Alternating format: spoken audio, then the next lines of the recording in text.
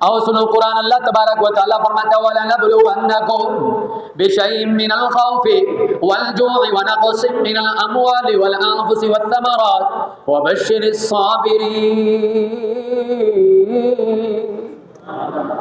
رب ذوالجلال نے فرمایا اے لوگوں آزمائش ہوگی، تمام لوگوں سے آزمائش ہوگی، کسی ایک کے ساتھ، کسی ایک آزمائش کے ساتھ اس کو آزمایا جائے گا۔ لیکن آؤ امام علی مقام کا مرتبہ اور مقام کیا ہے؟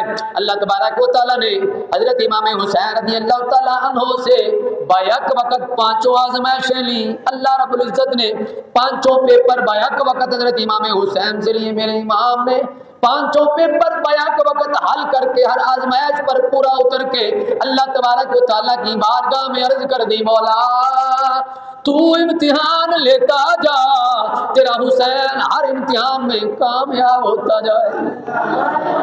پہلا امتحان، تھوڑی سی توجہ تشریح کرتے چلیں۔ پہلا امتحان اللہ فرماتا بِشَيْءٍ مِّنَ الْخَوْفِ، پہلا خوف کا پیپر تھا، پہلی آزمائش خوف کی تھی۔ آگے دیکھیے حضرت امام حسین کے پاس صرف اور صرف 72 فرد، 72 لوگ، اور یزیدی فوج کتنی ہے؟ لا تعداد ہے۔ ایک طرف اگر 72 ہو، دوسری طرف ہزاروں کی تعداد ہو، تعداد کو دیکھ کر، کثرت کو دیکھ کر خوف تو طاری ہو جاتا ہے۔ بتایا جا رہا تھا اے حسین یزیدی لشکر بہت زیادہ ہے، شاید کہ حسین ڈر جائے۔ نانا، حسین ڈرنے والا نہیں تھا۔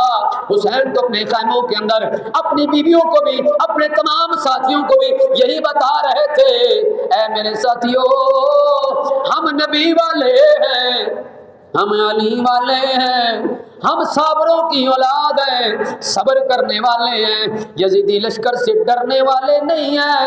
اللہ تبارک و تعالیٰ نے فرمایا اے حسین یہ خوف کا پیپر ہے، یہ خوف کی آزمائش ہے، یہ خوف کا امتحان ہے۔ رب ذوالجلال کی بارگاہ میں عرض کر دی مولا یہ خوف کا پیپر، حسین اس پیپر کے اندر کامیاب ہوگا، کبھی بھی اس یزیدی لشکر سے حسین خوف نہیں کھائے گا۔ آگے والجوع، اللہ اکبر، بھوک اور پیاس۔ 7 محرم الحرام کو حکم آ گیا اہل بیت اطہار کا پانی بند کر دیا جائے۔ 7 محرم کو ہی پانی بند کر دیا گیا۔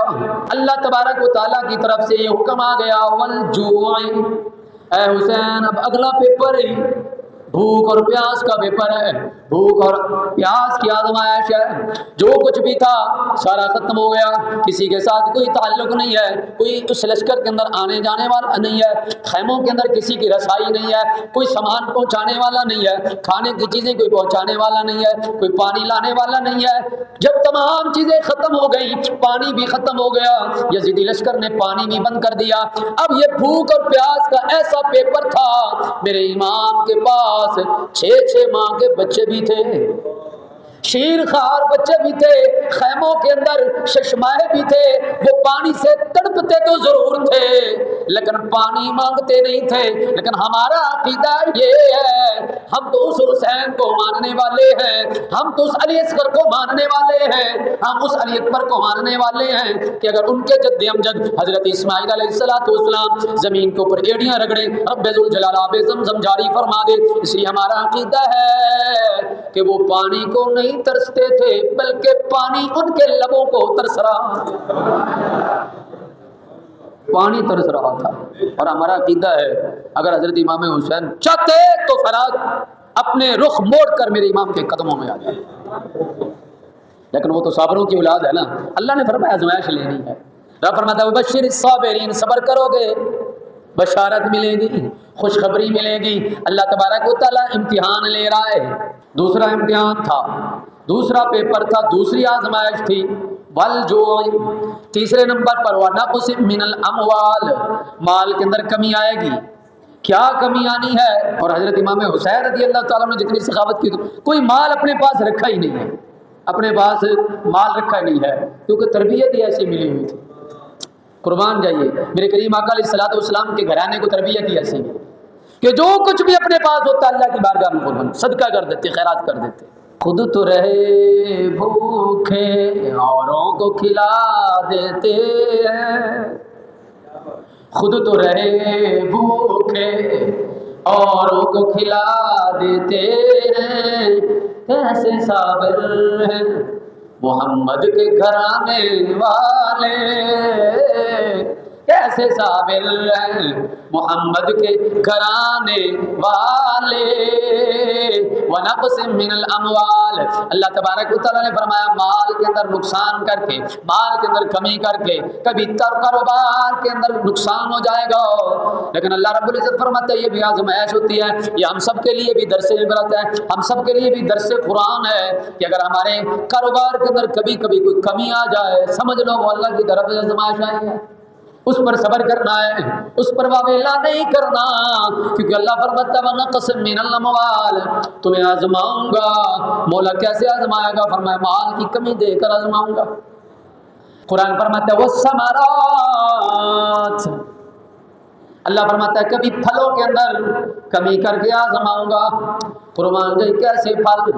आओ मेरे इमाम का एक उम्दा और एक खूबसूरत फल है, 18 साल की जवानी, बुढ़ापे के अंदर बूढ़े शख्स को अपने बच्चे की उम्मीद होती है, बूढ़ा हो जाऊंगा मेरा बेटा मेरा सहारा बनेगा, उम्मीदों का मरकज होता है, लेकिन मेरे इमाम ने वो उम्दा फल, वो खूबसूरत फल, वो चढ़ती हुई जवानी का 18 साल का अली अकबर भी रब्बुल जलाल की बारगाह में पेश कर दिया। वो 6 माह का अली असगर भी, वो कितना हसीन फल होगा, वो कितना खूबसूरत फल होगा जो अल्लाह तबारक व तआला की बारगाह में पेश कर दिया।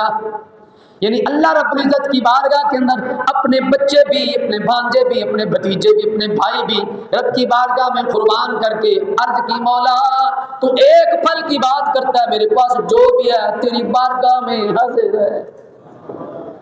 मतलब फलों के अंदर अल्लाह फरमाता है फलों के अंदर कमी, वो भी बैक वक़्त, चौथा पेपर, और 5वां कुरान कहता है वल अनफुस, अपनी जान, अपनी जान का कुर्बान जाइए। हज़रत इमाम हुसैन रज़ी अल्लाह ताला अन्हु ने खुद अपने ऊपर तमाम जो जंगी आलात थे उनको अपने ऊपर लगाया, और आप मेरे इमाम अपनी जान का जो आखिरी पेपर था वो लेके मैदान में निकले।